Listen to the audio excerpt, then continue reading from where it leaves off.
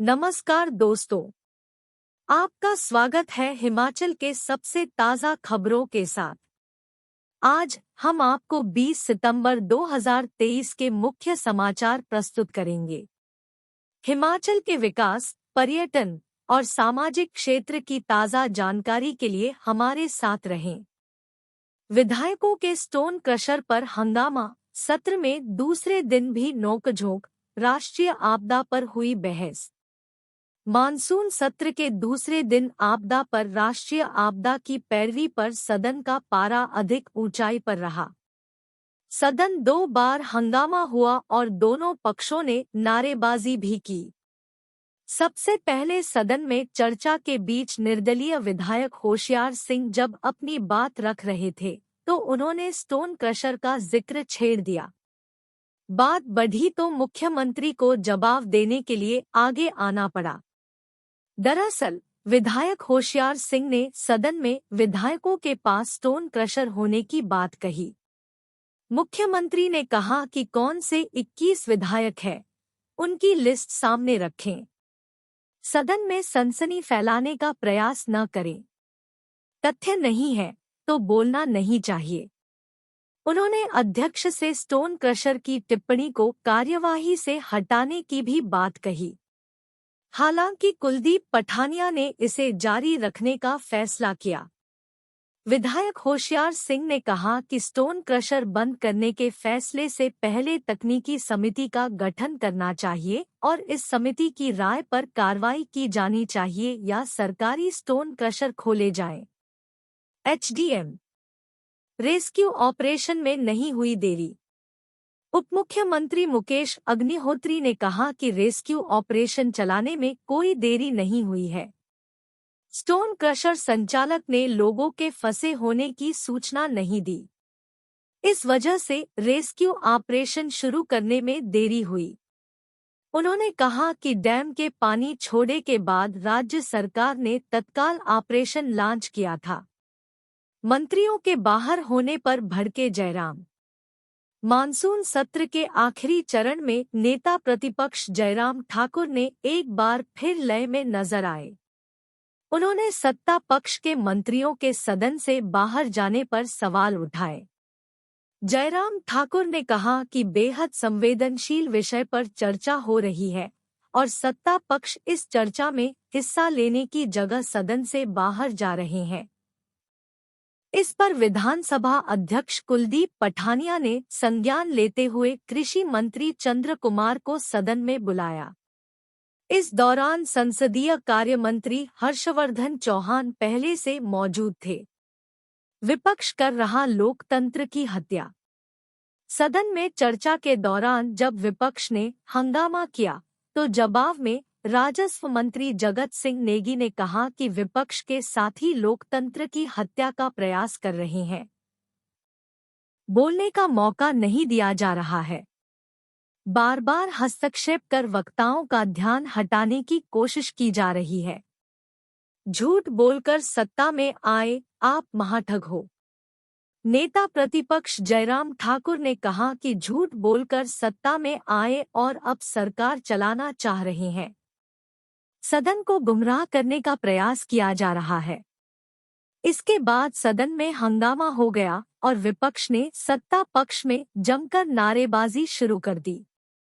उन्होंने कहा कि जो सुंदर सिंह ठाकुर आंकड़े पेश कर रहे हैं, उसमें विपक्ष को शंका है। 10 गारंटियां दी हैं, लेकिन उन्हें पूरा नहीं किया जा रहा है। उन्होंने कहा कि सत्ता पक्ष महाठग है। सदन का समय बढ़ाया।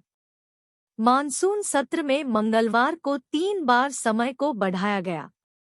सुबह 11 बजे से शाम 5 बजे तक कार्यवाही चलती रही। इसके बाद सदस्यों की सहमति से कार्यवाही को 6 बजे तक बढ़ाया गया। इसके बाद 7 और आखिर में 7:30 बजे तक कार्यवाही चलती रही। 4 सीनियर एमएलए सभापति पैनल में शामिल। विधानसभा अध्यक्ष कुलदीप सिंह पठानिया ने 4 वरिष्ठ विधायकों को सभापति पैनल में नियुक्त किया है। यह पैनल ऑफ चेयरमैन वर्ष 2023 के लिए होगा। इसमें भाजपा के मंडी के विधायक अनिल शर्मा, रामपुर से कांग्रेस विधायक नंदलाल, सुजानपुर से कांग्रेस विधायक राजेंद्र सिंह राणा और ज्वालामुखी से कांग्रेस विधायक संजय रतन के नाम शामिल किए गए हैं। इस साल विधानसभा अध्यक्ष की अनुपस्थिति या ब्रेक के दौरान इस पैनल में से विधायक सदन को चला सकेंगे। कुल्लू के सौर में 9 कमरों का मकान राख, गैस सिलेंडर में भड़की आग ने मचाई तबाही, 20 लाख का नुकसान। जिला कुल्लू के काईस क्षेत्र के तहत सौर गांव में भीषण अग्निकांड में एक काष्ठकुनी शैली का 9 कमरों का 2.5 मंजिला मकान राख हो गया। मंगलवार सुबह भड़की आग में परिवार के 3 सदस्य भी झुलस गए, जिन्हें उपचार के लिए क्षेत्रीय अस्पताल कुल्लू में भर्ती किया है। हादसे में 2 साल की बच्ची गंभीर रूप से जख्मी हुई है। जानकारी के अनुसार मंगलवार सुबह गैस सिलेंडर में भड़की लपटों ने किचन को पूरी तरह से घेर लिया। घरवालों के चिल्लाने पर ग्रामीणों ने सभी को सुरक्षित बाहर निकाला। देखते ही देखते मकान राख के ढेर में तब्दील हो गया। अग्निकांड की सूचना मिलते ही अग्निशमन केंद्र कुल्लू से छोटे फायर टेंडर लेकर टीम मौके के लिए रवाना हो गई। दमकल कर्मचारियों ने आग पर काबू पाकर अन्य घरों को जलने से बचा लिया। 2.5 मंजिला मकान 9 कमरों का था। अग्निशमन केंद्र कुल्लू के अधिकारी ठाकुर दास ने बताया कि सूचना मिलते ही टीम मौके पर पहुंच गई थी। इस आगजनी में पीड़ित परिवार का 20 लाख रुपए से अधिक का नुकसान हुआ है। मकान नेस राम पुत्र जीत राम का था। घर में 7 सदस्य रहते थे। उधर एसडीएम कुल्लू विकास शुक्ला ने बताया कि सूचना मिलते ही तुरंत राजस्व विभाग की टीम को मौके पर भेजा गया। इस दौरान पीड़ित परिवार को फौरी राहत सौंपी गई। साथ ही कंबल, रजाई व तिरपाल समेत अन्य जरूरी सामान भी दिया गया। अग्निकांड में लुब्धराम पुत्र नेसराम और उसकी पत्नी शारदा देवी तथा 2 साल की बच्ची आग की चपेट में आने से झुलस गए। सभी को कुल्लू अस्पताल में उपचार दिया जा रहा है। नशे के लिए पैसे न देने पर बेटे ने पीटा पिता, सड़क पर घसीटा, रिटायर एसडीओ ने पुलिस में दर्ज करवाया मामला। चिट्टे का नशा समाज में इस कदर फैल चुका है कि नशे ने युवा पीढ़ी को भी बर्बाद करना शुरू कर दिया है। अब परिजन भी अपने लाडले की हरकतों से परेशान है। उपतहसील भराड़ी के अंतर्गत भराड़ी थाना में बिजली बोर्ड से रिटायर एसडीओ ने अपने ही बेटे के खिलाफ मारपीट की शिकायत दर्ज करवाई है। पुलिस पूछताछ में पिता ने मारपीट का कारण नशे के लिए पैसे न देना बताया। उन्होंने कहा कि बेटे ने उनके साथ मारपीट की है, यहाँ तक कि वह उन्हें जान से मारने की धमकियां भी देता है। हैरानी इस बात की है कि मेरी पत्नी भी बेटे का ही पक्ष लेती है। जब वह अपने घर भुंदल से पटेर की ओर जा रहे थे तो उनका बेटा बाइक पर सवार होकर आया और रास्ता रोककर मारपीट शुरू कर दी। यहाँ तक उसने मुझे सड़क पर भी घसीटा। घायल पिता का कहना है कि नशे के लिए पैसे न देने पर जान से मारने की धमकी देता है। थाना प्रभारी भराड़ी देवानंद ने कहा कि रिटायर एसडीओ की शिकायत पर धारा 341, 323 व 506 के तहत मामला पंजीकृत कर लिया है। विदाई से पहले तबाही मचा रहा मानसून, अम्बगग्रेट में बारिश ने मचाया कोहराम, बाढ़ में 4 घंटे फंसा रहा ट्रैक्टर ड्राइवर। जिला ऊना के अम्ब व गगरेट उपमंडल में सोमवार रात से जारी भारी बारिश ने जनजीवन अस्तव्यस्त कर दिया। अम्ब व गगरेट उपमंडल के निचले क्षेत्रों में जल भराव की स्थिति पैदा हो गई। वहीं गगरेट व अम्ब क्षेत्र में स्वान नदी व सहायक खड्डे उफान पर रही। भारी बारिश के चलते अम्बंदौरा की स्वान नदी के उफनते पानी में एक ट्रैक्टर चालक फंस गया, जिसे करीब 4 घंटे बाद फायर ब्रिगेड व पुलिस कर्मियों की मदद से रेस्क्यू किया गया। उधर धुसाड़ा गांव में खड्ड में एक युवक उफनते पानी में फंस गया, जिसे बाद में पंजावर गांव में खड्ड के साथ लगते तट से रेस्क्यू किया गया। मंगलवार सुबह तड़के से जारी भारी बारिश के कारण उपमंडल अंब व गगरेट में खड्डें उफान पर रही। मंगलवार को अंब उपमंडल में 167 mm बारिश दर्ज की गई, जो कि पिछले करीब 3 दशकों में रिकॉर्ड है। प्रशासन ने एहतियात बरतते हुए स्कूलों में छुट्टी कर दी। भारी बारिश के चलते क्षेत्र के कई स्कूलों, सरकारी कार्यालयों व दर्जनों घरों में 3 से 4 फुट तक पानी घुस आया। अंब कस्बा मंगलवार सुबह पानी में डूबा रहा। अंब कस्बे के हीरा नगर में घर के बाहर खड़ी एक कार बाढ़ के पानी में बह गई, जिसे बाद में जेसीबी की मदद से नाले से निकाला गया। वहीं गोंदपुर बनेहड़ा में काजवे में एक कार फंस गई। बने दी हट्टी में प्राइमरी व हाई स्कूल परिसर में 2 से 3 फुट तक पानी भर गया। बारिश के पानी में स्कूल की एलईडी सहित कई कीमती सामान प्रभावित हुआ। स्कूल के कमरों, कार्यालयों, कक्षा रूम में पानी घुसने से संपत्ति को नुकसान पहुंचा। अंब कस्बे में पुलिस स्टेशन में 2 फुट पानी भर गया, जिससे सरकारी दस्तावेज पानी में भीग गए। भारी बारिश के चलते गगरेट, दौलतपुर चौक, मैडी, नहरिया, लोहारा व अन्य गांवों में भी लोगों के घरों में पानी घुस गया। एचडीएम आलू की फसल तबाह। अंब व गगरेट उपमंडल में मूसलाधार बारिश ने किसानों की मेहनत पर पानी फेर दिया। अंब व गगरेट उपमंडल में बड़े पैमाने में किसानों ने आलू की खेती की थी, जो भारी बारिश के चलते बर्बाद हो गई। कृषि विभाग के अधिकारी नुकसान का आकलन कर रहे हैं। आलू की फसल तबाह। उपायुक्त राघव शर्मा ने बताया कि जिला ऊना के अंब व गगरेट उपमंडल में भारी बारिश से जनजीवन अस्त-व्यस्त हुआ है। स्कूलों में मंगलवार को छुट्टी कर दी गई थी। निचले क्षेत्रों में पानी भर जाने से काफी नुकसान हुआ है, जिसका आकलन किया जा रहा है। विभागीय अधिकारियों को 24 घंटे में रिपोर्ट देने के निर्देश दिए हैं। 2.5 घंटे रोका ट्रैफिक। झलेड़ा में घालूवाल पुल पर स्वां नदी में पानी का जबरदस्त उफान देखा गया। स्वां नदी पूरे उफान पर रही।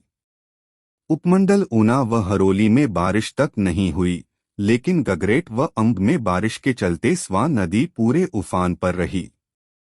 नदी पर बने पुल को भी करीब 2.5 घंटे तक बंद रखा गया। अंब में बारिश ने तोड़ा 35 साल का रिकॉर्ड। उपमंडल में जमकर बरसे बादल, घर स्कूल दफ्तर पानी से लबालब, लोग परेशान।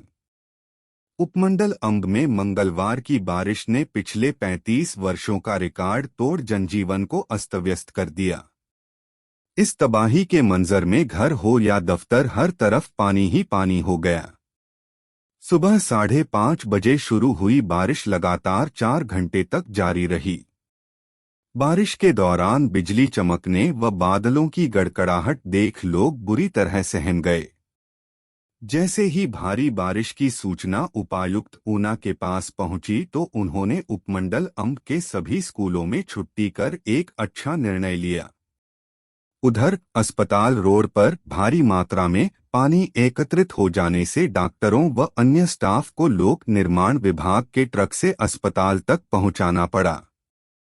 इसी मार्ग पर न्यायाधीश के निवास स्थान की दीवार तोड़ पानी कोठी में प्रवेश कर गया। थाना अंब में भी पानी घुस गया। एचडीएम 12 घरों में घुसा पानी। प्राप्त जानकारी के अनुसार करीब 1 दर्जन घरों में पानी घुस जाने से लोगों का भारी नुकसान हुआ है। बारिश ने सितंबर 1988 के रिकॉर्ड को ध्वस्त कर पूरे क्षेत्र में तबाही मचा दी। एसडीएम व तहसीलदार ने राहत कार्य के लिए रूपरेखा तैयार कर जरूरी दिशा निर्देश दिए हैं। पहाड़ी दरकने से मलबे में दबा टिप्पर चालक मौत। पांगी के लाहुल किलाड़ मार्ग पर राहुली में एक टिप्पर भूस्खलन की जद में आने से चालक की मलबे में दबकर मौत हो गई। वाहन में एक ही व्यक्ति सवार था। मृतक की पहचान मोहिंद्र सिंह पुत्र धर्म सिंह वासी सेरी करयूनी पांगी के रूप में हुई है। यह दुर्घटना लाहौल स्पीति जिला में घटित हुई है। पुलिस ने पोस्टमार्टम करवाकर शव परिजनों को सौंप दिया है। जानकारी के अनुसार कुल्लू से बजरी लेकर पांगी की ओर आ रहा टिप्पर संसारी कुल्लू मनाली मार्ग पर राहुली नामक स्थान पर पहुंचा तो अचानक पहाड़ी से भूस्खलन होने से मलबे में दब गया। इसी दौरान वहां से गुजर रहे अन्य वाहन के चालकों ने पुलिस को सूचित किया। सूचना पाते ही पुलिस चौकी तिंदी की टीम मौके पर पहुंची और राहत तथा बचाव कार्य शुरू किया। कड़ी मशक्कत के बाद पुलिस ने मलबे में दबे चालक का शव बरामद किया। उधर पुलिस अधीक्षक चंबा अभिषेक यादव ने बताया कि यह घटना लाहौल स्पीति जिला में घटित हुई। बारिश के चलते 4 घंटे रोकी मणिमहेश यात्रा। भरमौर। भारी बारिश के चलते मंगलवार सुबह उपमंडलीय प्रशासन एवं न्यास को करीब 4 घंटे तक मणिमहेश यात्रा को रोकना पड़ा। इस दौरान श्रद्धालुओं को हड़सर से आगे जाने की अनुमति नहीं दी गई। लिहाजा मौसम की स्थिति में सुधार होने के उपरांत प्रशासन एवं न्यास ने यात्रियों को सावधानियां बरतते हुए यात्रा को आरंभ कर दिया। कुल मिलाकर खराब मौसम और बारिश की स्थिति में भी मणिमहेश यात्रियों का यहां पर भारी उत्साह देखने को मिल रहा है। प्रदेश में आज से 23 सितंबर तक बारिश के आसार। शिमला। प्रदेश में 20 से 23 सितंबर तक हल्की बारिश की आशंका है। मौसम विभाग का कहना है कि पिछले 24 घंटों में अधिकतम और न्यूनतम तापमान में कोई उल्लेखनीय परिवर्तन नहीं हुआ है। प्रदेश में 25 अगस्त से मानसून कमजोर पड़ा हुआ है। पूरे सितंबर महीने में भी 53% कम बारिश हुई है। सितंबर के पहले 17 दिन में 81.6 mm नॉर्मल बारिश होती है, लेकिन इस बार 38 mm बरसात हुई है। नीरज नैयर की माता चंचल नैयर का निधन। चंडीगढ़ में उपचार के दौरान तोड़ा दम, आज होगा अंतिम संस्कार। सदर विधायक नीरज नैयर की माता एवं पूर्व शिक्षा मंत्री स्व सागर चंद नैयर की धर्मपत्नी चंचल नैयर का मंगलवार सुबह चंडीगढ़ में निधन हो गया। चंचल नैयर का पिछले कुछ समय से अस्वस्थ होने के चलते चंडीगढ़ के एक निजी अस्पताल में उपचार चल रहा था, जहां चंचल नैयर ने मंगलवार सवेरे अंतिम सांस ली। चंचल नैयर की पार्थिव देह को चंबा लाया जा रहा है, जहां मंगलवार शाम को अंतिम दर्शन हेतु रखा जाएगा। बुधवार को अंतिम संस्कार होगा। डिप्टी सीएम मुकेश अग्निहोत्री व विधानसभा अध्यक्ष कुलदीप सिंह पठानिया ने सदर विधायक नीरज नैयर की माता चंचल नैयर के निधन पर गहरा दुख प्रकट किया है। उधर पूर्व मंत्री आशा कुमारी, पूर्व मंत्री ठाकुर सिंह भरमौरी, कांग्रेस कमेटी के जिला प्रधान कमल ठाकुर, ब्लॉक अध्यक्ष चंबा करतार ठाकुर, कोऑपरेटिव बैंक निदेशक ललित ठाकुर, प्रदेश कांग्रेस सचिव एवं भरमौर पांगी प्रभारी रमेश राव और जिला कांग्रेस कमेटी महासचिव नरेश राणा सहित जिला कांग्रेस के विभिन्न पदाधिकारियों एवं कार्यकर्ताओं ने भी गहरा शोक व्यक्त किया है। एटीएम तोड़ 16 लाख कैश लेकर फरार। बद्दी में आईसीआईसीआई बैंक के बाहर वारदात, सीसीटीवी कैमरों पर की स्प्रे। औद्योगिक क्षेत्र बद्दी में 2 नकाबपोश युवकों ने आईसीआईसीआई बैंक की एटीएम तोड़कर 16 लाख रुपए कैश लेकर फरार हो गए। कार सवार बदमाशों ने सोमवार देर रात इस वारदात को अंजाम दिया। नकाबपोश बदमाशों ने एटीएम काउंटर पर दाखिल होने के बाद सीसीटीवी कैमरों पर स्प्रे कर दिया और फिर कटर से एटीएम मशीन को काटकर लाखों के कैश पर हाथ साफ कर लिया। पुलिस ने सूचना मिलते ही इलाके की नाकाबंदी कर बदमाशों की सरगर्मी से तलाश शुरू कर दी है। एटीएम परिसर में न तो सिक्योरिटी गार्ड था न ही सिक्योरिटी अलार्म काम कर रहे थे। पुलिस ने सीसीटीवी फुटेज को खंगालना शुरू कर दिया है। जानकारी के मुताबिक सोमवार रात 2 नकाबपोश बदमाशों ने बद्दी में एनएच पर स्थित आईसीआईसीआई बैंक शाखा परिसर के बाहर स्थापित एटीएम को कटर से काटकर लाखों की नकदी उड़ा ली। पुलिस को दिए बयान में बैंक की सिक्योरिटी का जिम्मा संभाले एसपीएस सिक्योरिटी कंपनी के सिक्योरिटी गार्ड सुशील कुमार ने बताया कि उसे मंगलवार सुबह सुपरवाइजर संजय ने फोन कर बताया कि चोर एटीएम को काटकर कैश के सेट्स ले गया है। यह एटीएम बैंक को जाने वाले रास्ते में लगा हुआ था। चोर एटीएम से पैसा ले गए, जबकि बैंक में कोई छेड़छाड़ नहीं की।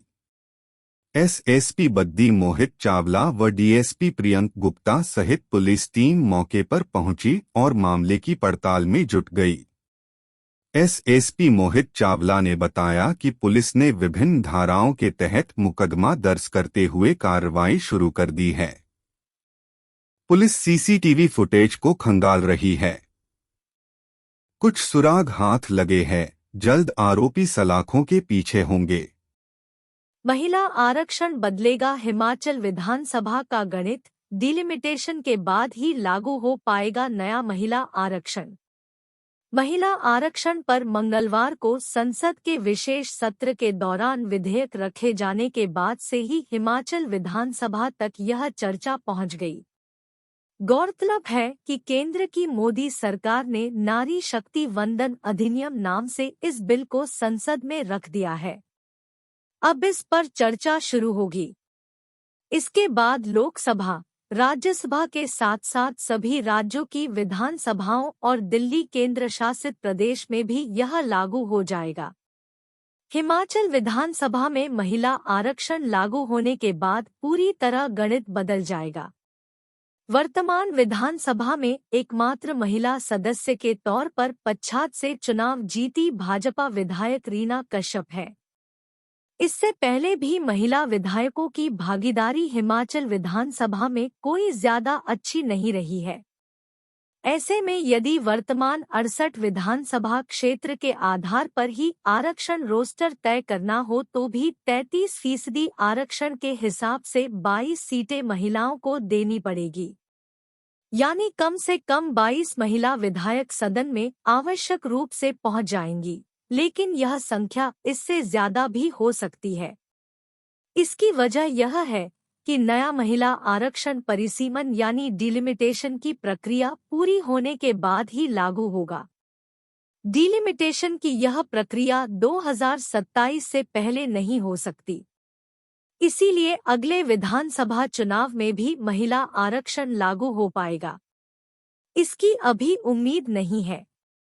डिलिमिटेशन के बाद हिमाचल विधानसभा में भी सीटों की संख्या बढ़ सकती है। मानसून सत्र के लिए आए कई दलों के विधायकों में इस महिला आरक्षण की चर्चा थी। कुछ पुरुष विधायक यह कहते भी सुने गए कि पता नहीं अब कितनी सीटें बचेंगी।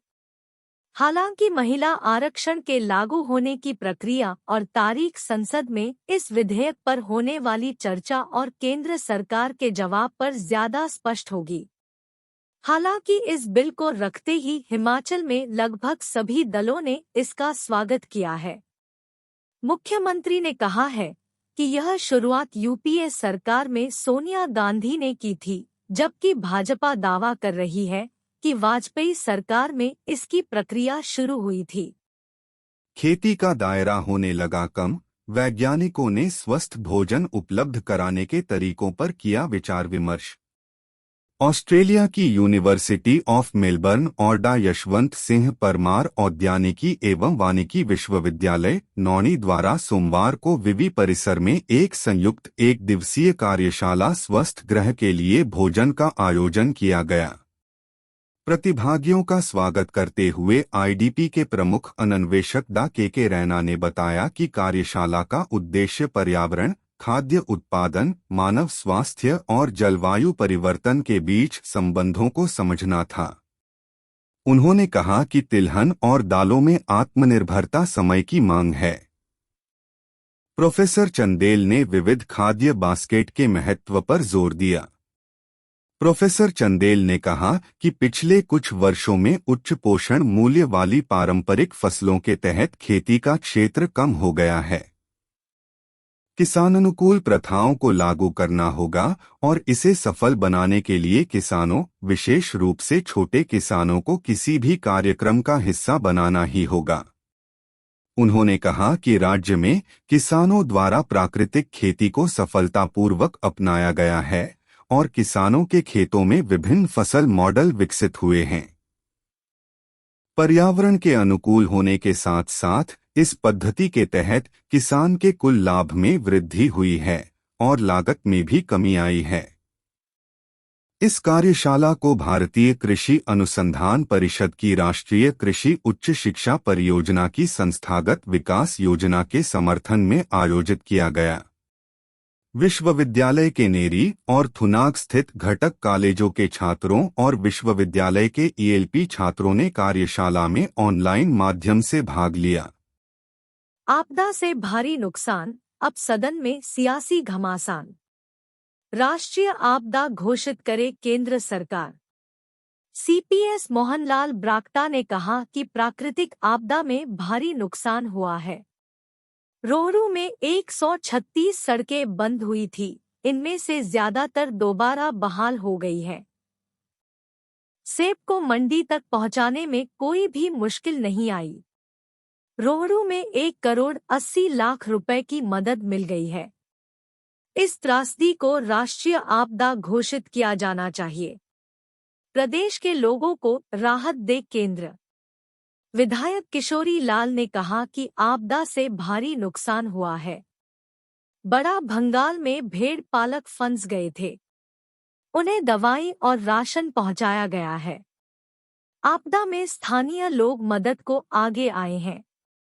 हिमाचल की त्रासदी को राष्ट्रीय आपदा घोषित किया जाए। पक्ष और विपक्ष मिलकर आगे आएं और प्रस्ताव को केंद्र सरकार तक पहुंचाया जाए। 3,000 लोग एयरलिफ्ट। उप मुख्यमंत्री मुकेश अग्निहोत्री ने कहा कि स्टोन क्रशर संचालक ने लोगों के फंसे होने की सूचना नहीं दी। इस वजह से रेस्क्यू ऑपरेशन शुरू करने में देरी हुई। उन्होंने बताया कि प्रदेश में अलग अलग जगह आपदा में फंसे लोगों को हेलीकॉप्टर से बाहर निकाला गया। प्रदेश सरकार ने ऐसे करीब 3,000 लोगों को हेलीकॉप्टर की मदद से बाहर निकाला गया है। बरसात ने छीने लोगों के आशियाने।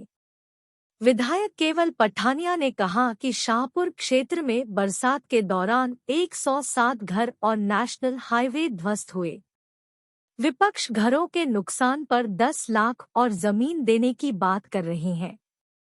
उन्होंने कहा कि मुख्यमंत्री सुखविंदर सिंह सुक्खू इसीलिए राष्ट्रीय आपदा का प्रस्ताव लाए हैं। इसका विपक्ष को समर्थन करना चाहिए। सरकारी प्रस्ताव का समर्थन करे विपक्ष। विधायक कुलदीप सिंह राठौड़ ने कहा कि हिमाचल में त्रासदी से बहुत नुकसान हुआ है। राष्ट्रीय आपदा घोषित करने पर चर्चा की जरूरत नहीं थी। विपक्ष को आगे आकर समर्थन करना चाहिए था और केंद्र सरकार को प्रस्ताव सौंपा जाना चाहिए था, लेकिन सदन में टकराव की स्थिति बन गई है। वॉकआउट से समस्या का समाधान नहीं होगा। सरकार ने राहत दी। विधायक भुवनेश्वर गौड़ ने कहा कि मुख्यमंत्री 3 दिन कुल्लू में रहे और पेयजल योजनाओं को 3 दिन में बहाल किया गया।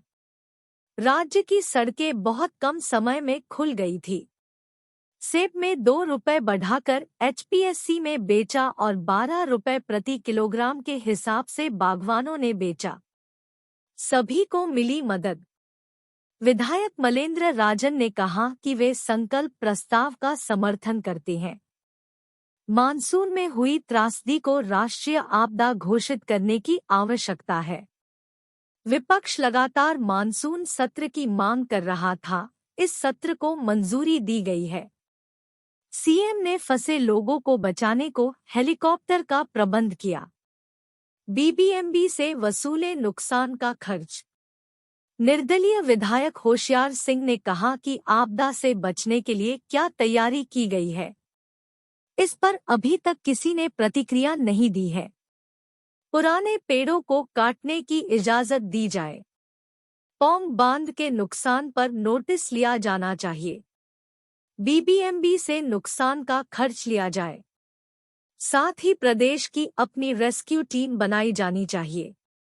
मुख्यमंत्री और उपमुख्यमंत्री में स्पर्धा। विधायक रणधीर शर्मा ने कहा है कि आपदा में सरकार ईगो नहीं रखनी चाहिए। आपदा में मुख्यमंत्री सर्वदलीय बैठक बुलाते और उसमें प्रस्ताव लाते दिल्ली जाने का तो विपक्ष पूरा साथ देता। आपदा के 10 दिन बाद कैबिनेट की बैठक हुई। सरकार में मुख्यमंत्री और उपमुख्यमंत्री के बीच कंपटीशन चल रहा है। केंद्र ने भेजी मदद। विधायक इंद्र सिंह गांधी ने कहा कि केंद्र सरकार ने आपदा में राहत को पैसे भेजे हैं। केंद्रीय सरकार लगातार मदद कर रही है। उन्होंने कहा कि राज्य सरकार ने कोई मदद नहीं की है। अभी भी कई सड़कें बंद हैं। राज्य सरकार पीड़ित परिवारों की मदद के लिए आगे आना चाहिए। मदद नहीं मिली। विधायक दिलीप ठाकुर ने कहा कि त्रासदी से पूरे प्रदेश में नुकसान हुआ है। सरकाघाट में मकानों को नुकसान हुआ है।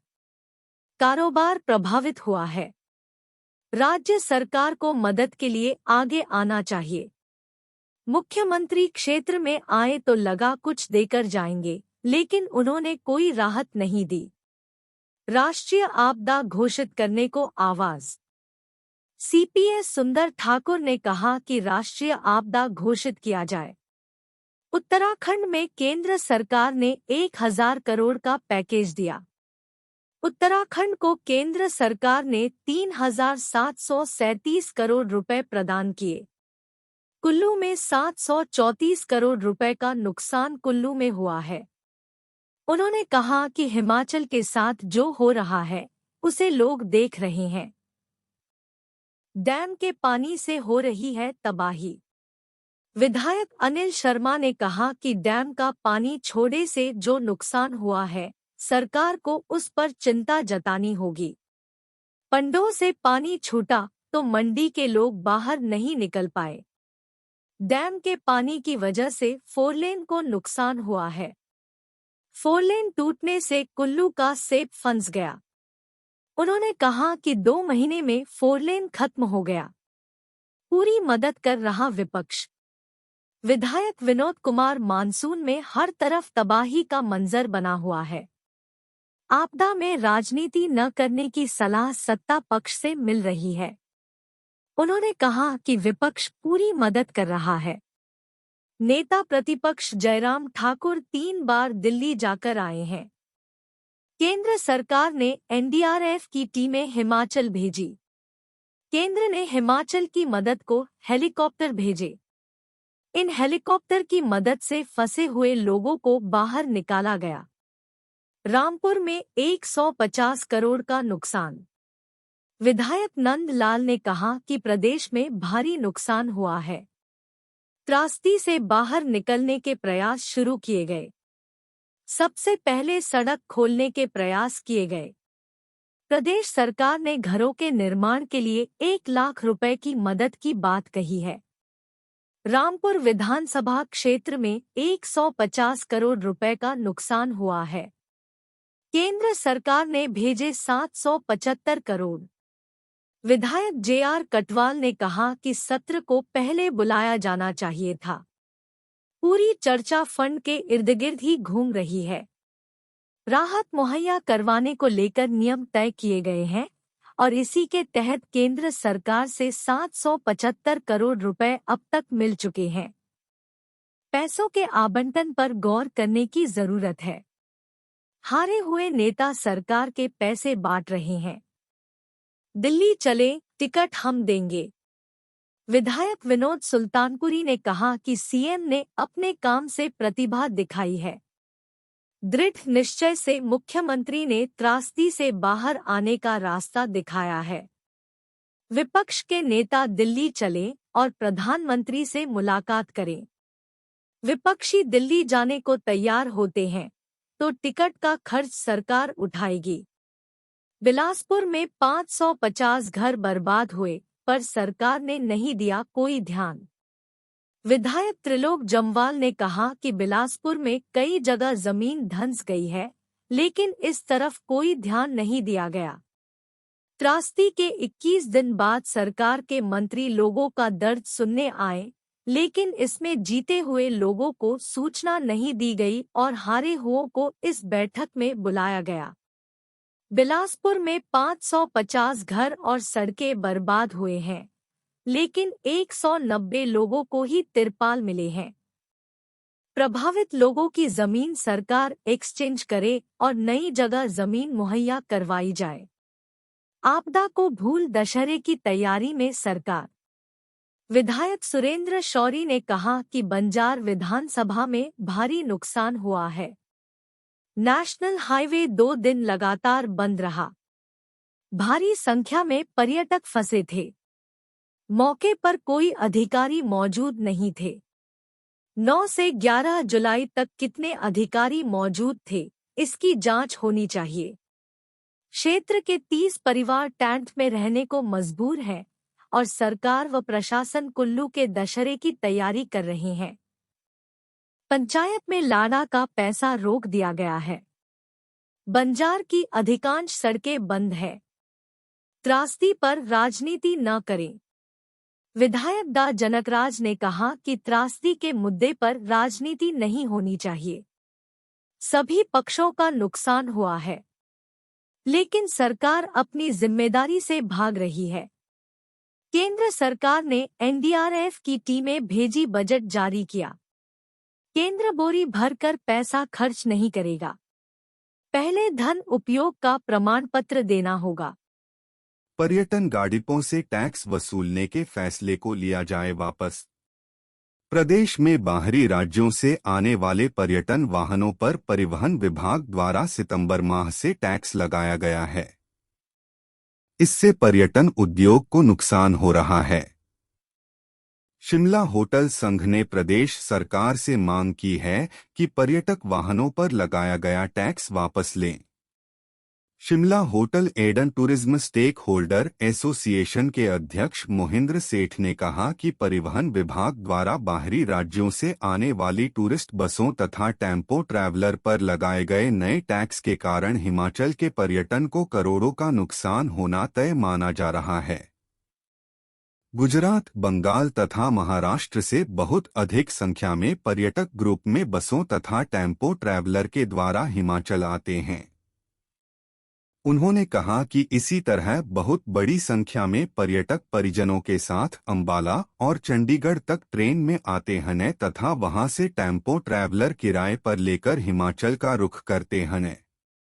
हिमाचल में होटलों की ऑक्यूपेंसी बढ़ाने में इन ग्रुप का बड़ा योगदान रहता है।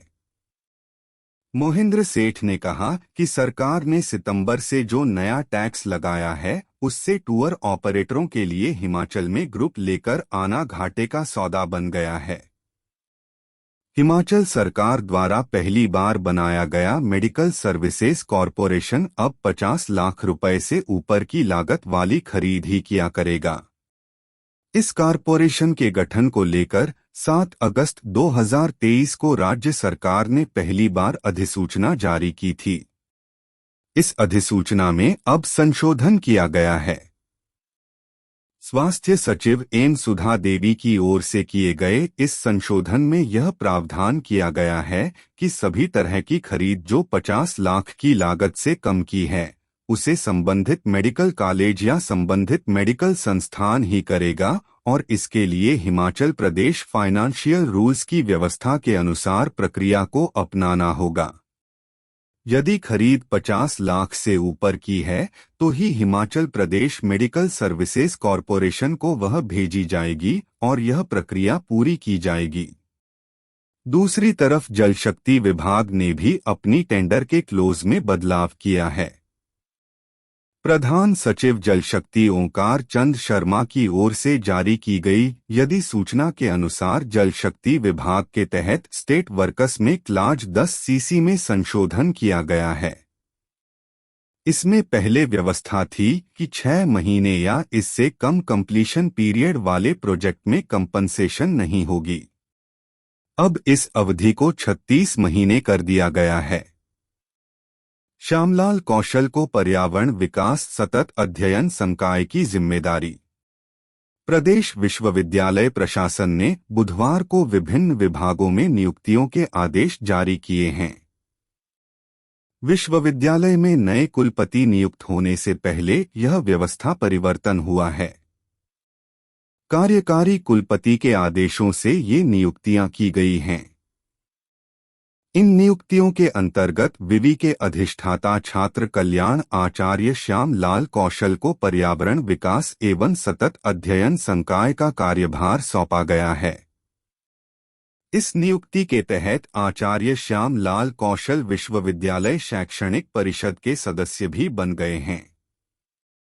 इसके अतिरिक्त उन्हें अंतविषयक अध्ययन विभाग IIHS में निदेशक का कार्यभार सौंपा गया है। वहीं आजीवन शिक्षा विभाग में सहायक आचार्य के पद कार्यरत डा यशवंत सिंह हार्टा को कृषि लागत योजना केंद्र में मानद निदेशक का कार्यभार सौंपा गया है। इसके अतिरिक्त विश्वविद्यालय व्यावसायिक शिक्षा विभाग के निदेशक डा दिनेश कुमार को एवालॉस शिमला में UCBS निदेशक का अतिरिक्त कार्यभार सौंपा गया है। मुख्य छात्रपाल डा रोशन लाल जिंटा को मनोविज्ञान विभाग का विभागाध्यक्ष नियुक्ति किया गया है। आचार्य सिमी अग्निहोत्री को लोक प्रशासन विभाग का विभागाध्यक्ष नियुक्ति किया गया है। अर्थशास्त्र विभाग में सहाचार्य डा राकेश सिंह सहाचार्य को अर्थशास्त्र विभाग का विभागाध्यक्ष नियुक्ति किया गया है। इसके अतिरिक्त आचार्य रोशन लाल जिंटा, आचार्य सिमी अग्निहोत्री वडा राकेश सिंह अपने अपने विभाग में बोर्ड ऑफ स्टडीज के अध्यक्ष भी होंगे।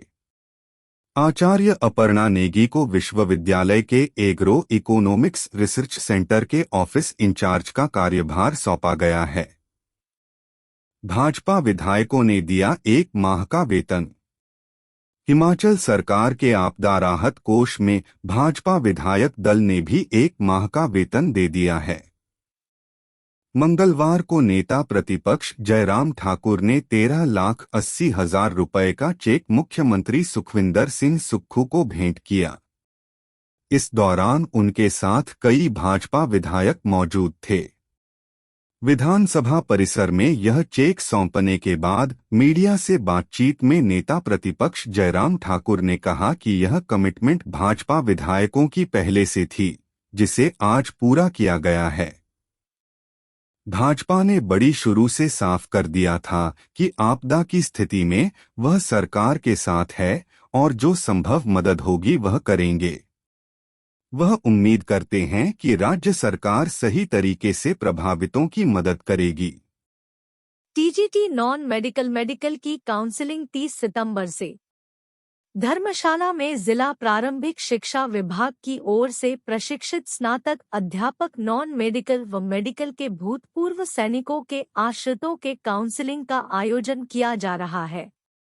काउंसलिंग जिला के 39 पदों को अध्यापक पात्रता परीक्षा में उत्तीर्ण अभ्यर्थियों में से पदों को अनुबंध आधार पर भरने के लिए 30 सितंबर को नर्सरी मिडिल स्कूल धर्मशाला में होगी। TGT नॉन मेडिकल के 19 पदों में अनारक्षित वार्ड ऑफ एक्स सर्विसमैन के 8, OBC के 4, SC के 6 व ST का 1 पद भरा जाना है।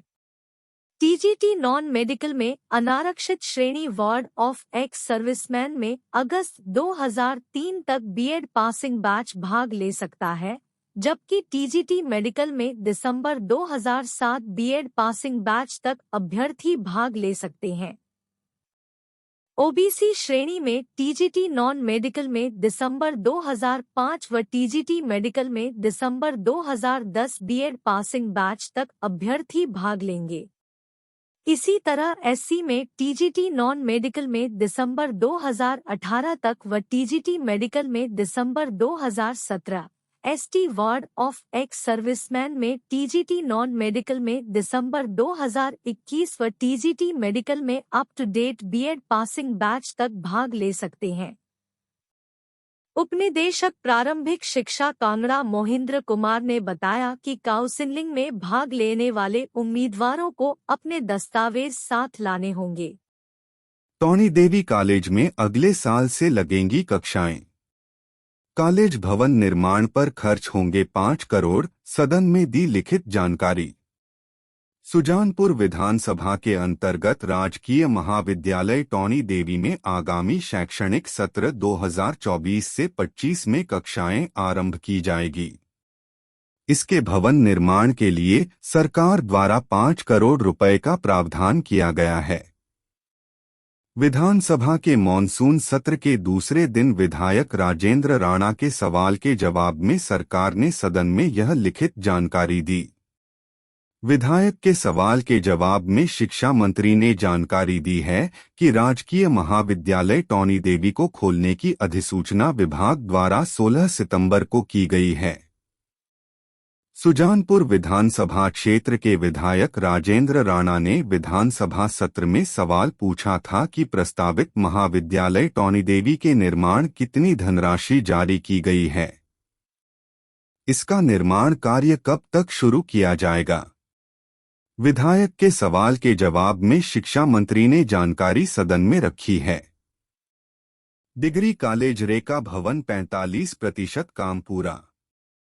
जिला कांगड़ा के फतेहपुर विधानसभा क्षेत्र के तहत डिग्री कॉलेज रेका निर्माण कार्य 45% पूरा हो चुका है। यह बात गलत है कि इस कॉलेज के भवन निर्माण कार्य रुका हुआ है। कॉलेज भवन का कार्य प्रगति पर चल रहा है।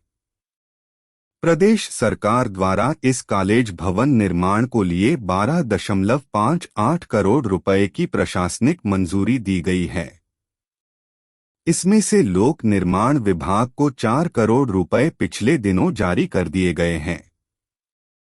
फतेहपुर विधानसभा क्षेत्र के विधायक भवानी सिंह पठानिया के सवाल के जवाब में सदन में यह जानकारी शिक्षा मंत्री ने दी।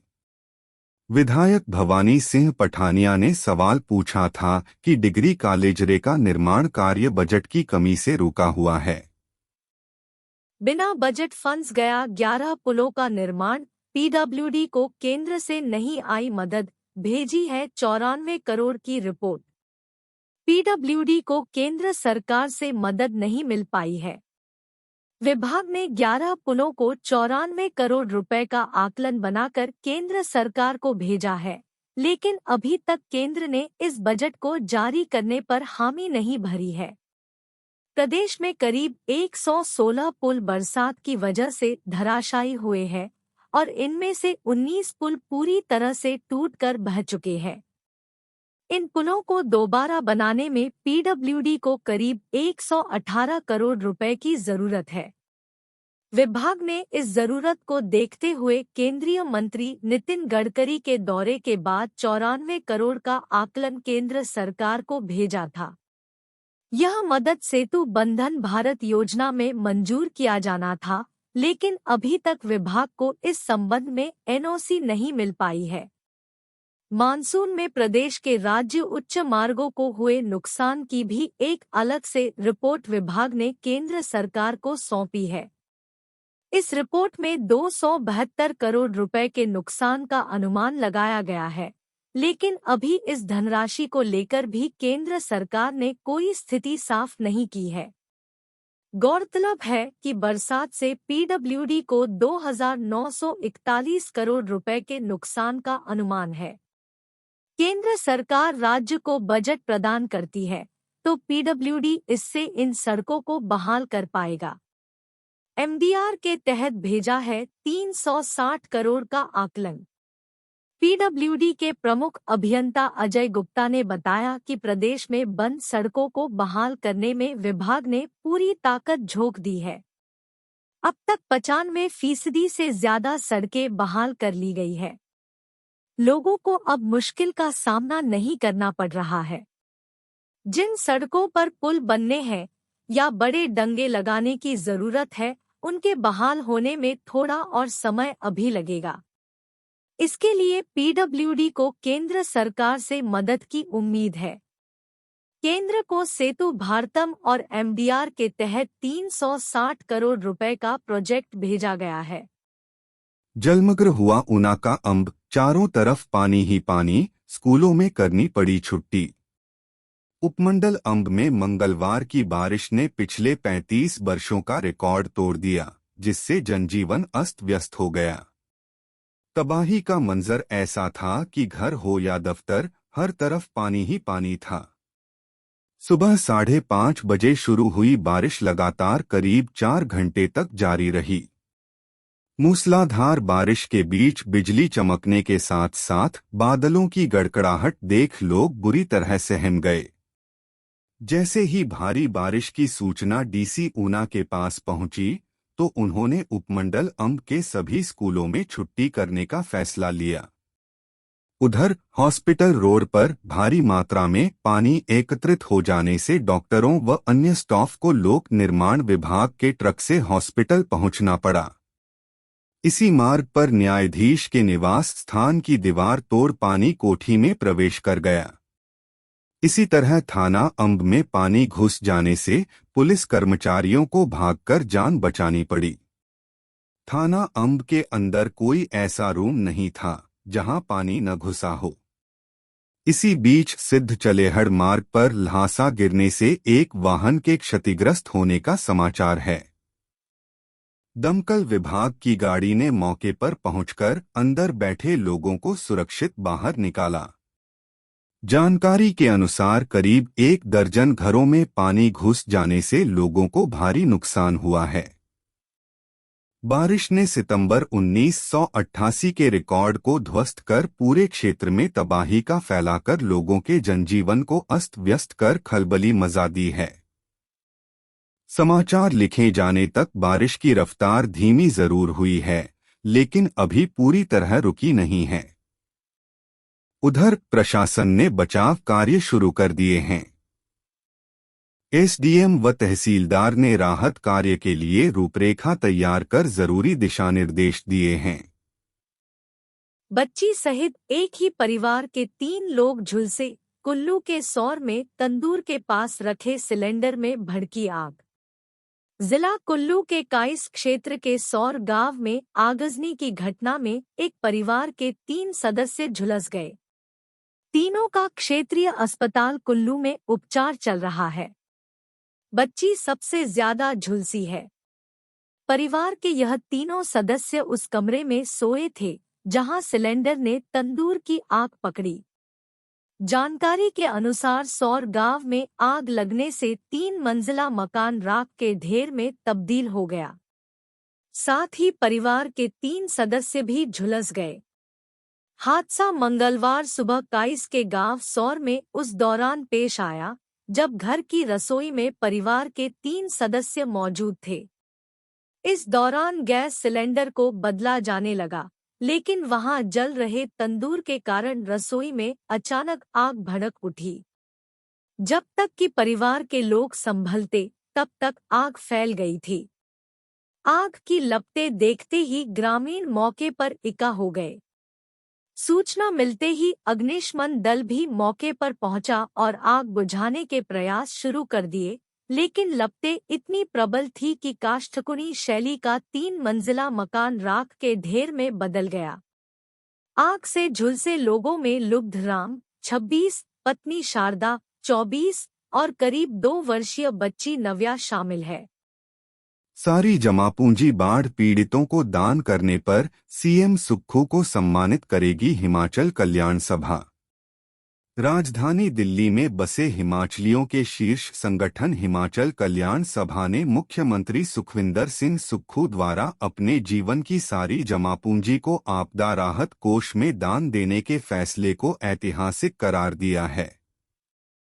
हिमाचल कल्याण सभा के लीगल एडवाइजर शशि ठाकुर ने बताया कि मुख्यमंत्री की इस दरियादिली के लिए हिमाचल कल्याण सभा उन्हें नवंबर माह में आयोजित किए जा रहे अपने वार्षिक समारोह में सम्मानित करेगी।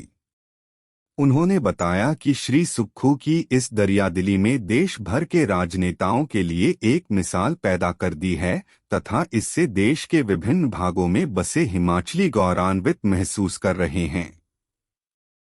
उन्होंने कहा कि इससे राजनीति को रोजगार और पैसा कमाने का धंधा मानने वाले नेताओं को भी सीख मिलेगी और उन पर लोगों का दबाव बढ़ेगा। उन्होंने हिमाचल प्रदेश के बाकी राजनेताओं को भी मुख्यमंत्री की तर्ज पर आपदा राहत कोष में धन दान देने की अपील की और कहा कि उनका संगठन इस सिलसिले में सभी राजनीतिक दलों के नेताओं को सुक्खू के नक्शेकदम कदम पर चलते हुए राज्य के बाढ़ पीड़ितों के लिए दिल खोल के दान देने के लिए अभियान शुरू करेगा। बॉर्डर एरिया में नकली शराब पर सर्जिकल स्ट्राइक, एक्साइज नूरपुर और पुलिस के ताबड़तोड़ छापे। घरों में तैयार की जाने वाली बिना डिग्री की नकली शराब पर कांगड़ा जिला के बॉर्डर एरिया में सबसे बड़ा सर्जिकल स्ट्राइक हुआ है। राजस्व जिला नूरपुर में एक्साइज के डिप्टी कमिश्नर टिकम ठाकुर की अगुवाई में चली इस मुहिम में हजारों लीटर कच्ची लाहन नष्ट की गई है। साथ ही यह जानलेवा शराब जब्त भी की गई है। मंगलवार को उलहडीपा, खानपुर व बसंतपुर में डिप्टी कमिश्नर टिकम ठाकुर की अगुवाई में चले ऑपरेशन में ठाकुर द्वारा पुलिस ने भी सहयोग किया। टिकम ठाकुर ने बताया कि संयुक्त ऑपरेशन में उलहडीपा, खानपुर व बसंतपुर से 13,000 लीटर अवैध शराब जब्त व नष्ट की गई है। ये सारे इलाके इस मामले में संवेदनशील माने जाते हैं। टीम की ओर से मारे गए छापों के दौरान पूरे इलाके में हड़कंप मच गया। इस दौरान एसआई चमन सिंह, कांस्टेबल नीरज और एचएचजी अशोक कुमार के अलावा सहायक आयुक्त जगदीश चंद, मुकेश कुमार और धीरज महाजन की छापेमारी टीम में राज्यकर अधिकारी जयप्रकाश, विशाल ठाकुर, चपरासी मोहिंदर, सुरिंदर, मुनीश, ड्राइवर गौरव, योगेश और संजय ने बढ़ चढ़कर हिस्सा लिया। टीम ने पहले भूलपुर उलहडीपा से लाहन बरामद की। बुमला बसंतपुर से आरोपी कमलप्रीत के पास से भी लाहन बरामद की। आरोपियों के खिलाफ हिमाचल प्रदेश उत्पाद शुल्क अधिनियम 2011 की धारा 39 के तहत मामले दर्ज किए गए हैं। गौर रहे कि आबकारी विभाग की ओर से वर्ष 2023 से 24 के लिए राजस्व जिला नूरपुर के तहत शराब के ठेकों की 5 यूनिटों की नीलामी की है। आबकारी विभाग ने नूरपुर जिले की 5 यूनिटों के 108 ठेकों पर भी मॉनिटरिंग जारी रखी है। इन ठेकों से लगातार सैंपल लिए जाते हैं। रेट लिस्ट का सख्ती से पालन किया जा रहा है। गौर रहे कि नूरपुर राजस्व जिला में एक्साइज डिपार्टमेंट के डिप्टी कमिश्नर टिकम ठाकुर ने पिछले काफी समय से अवैध काम करने वालों के खिलाफ मुहिम चला रखी है। इससे माफिया में हड़कंप मच गया है। टिकम ठाकुर बोले, जारी रहेगी मुहिम। राज्यकर एवं आबकारी विभाग के उपायुक्त टिकम ठाकुर ने बताया कि विभागीय टीमें इस अभियान को आगे भी जारी रखेंगी। अवैध शराब कतई नहीं बिकने दी जाएगी। बाहरी इलाकों या घरों में तैयार लाहन यानी नकली शराब को भी किसी सूरत बर्दाश्त नहीं किया जाएगा। जनता की सेहत से खिलवाड़ करने वालों से सख्ती से निपटा जाएगा। 2 महीने बाद सुनाई देगी छुक छुक। कालका से सोलन के बीच कल से चलेंगी 2 स्पेशल ट्रेन। विश्व धरोहर कालका शिमला रेल लाइन पर लंबे अंतराल बाद यात्रियों को रेल सेवाओं को लाभ मिलना शुरू हो जाएगा। रेलवे द्वारा 20 सितंबर से कालका से सोलन के बीच 2 स्पेशल ट्रेन का संचालन शुरू कर दिया जाएगा। इसके लिए रेलवे ने सोमवार को कालका से सोलन तक रेल मार्ग पर ट्रायल किया, जो सफल रहा था। करीब 2 माह के लंबे अंतराल बाद आज से इस रेल मार्ग पर ट्रेनों की आवाजाही शुरू हो जाएगी। इससे पर्यटकों सहित स्थानीय लोगों को लाभ होगा। रेलवे द्वारा इस संबंध में ट्रेनों की समय सारणी भी जारी कर दी गई है। जानकारी के अनुसार कालका से सोलन के बीच 2 स्पेशल गाड़ियां चलाने की योजना है। यह दोनों गाड़ियां अनारक्षित होगी। इसमें पहली गाड़ी संख्या 04:05 सुबह 4:30 बजे कालका से चलकर 7:15 पर सोलन पहुंचेगी। इसके बाद यह गाड़ी 9:10 बजे सोलन से वापस कालका को चलेगी और दोपहर 11:55 पर कालका वापस पहुंचेगी। इसके अलावा दूसरी गाड़ी संख्या 04516 दिन में 12:10 बजे कालका से चलेगी और दोपहर 2:55 बजे सोलन पहुंचेगी। यह गाड़ी सोलन से 5 बजे शाम वापस चलेगी और 7:45 पर कालका वापस पहुंचेगी। विश्व धरोहर कालका शिमला ट्रेक बहाली का कार्य इन दिनों तेजी से चल रहा है। आगामी दिनों में जल्द ही ट्रेन शिमला तक पहुंच जाएगी। जानकारी के अनुसार रेलवे ने ट्रेक बहाली के दूसरे चरण का कार्य पूरा कर लिया है। दूसरा चरण पूरा करने के लिए 20 सितंबर तक का लक्ष्य रखा गया था। रविवार तक दूसरे चरण में सोलन तक रेलवे ट्रैक को बहाल किया गया है।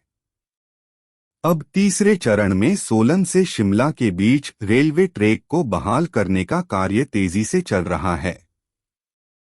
इसके अंतर्गत समरहिल के समीप रेलवे ब्रिज बनाने का कार्य तेजी से चल रहा है। तीसरे चरण में शिमला तक 30 सितंबर तक पूरा ट्रैक बहाल कर लिया जाएगा। ये थी हिमाचल के ताज़ा समाचार आज के दिन के लिए। हमें अपने प्रदेश के विकास में जुटे रहने का गर्व है और हम आशा करते हैं कि आने वाले दिनों में और भी अच्छी खबरें हमें मिलेंगी। धन्यवाद।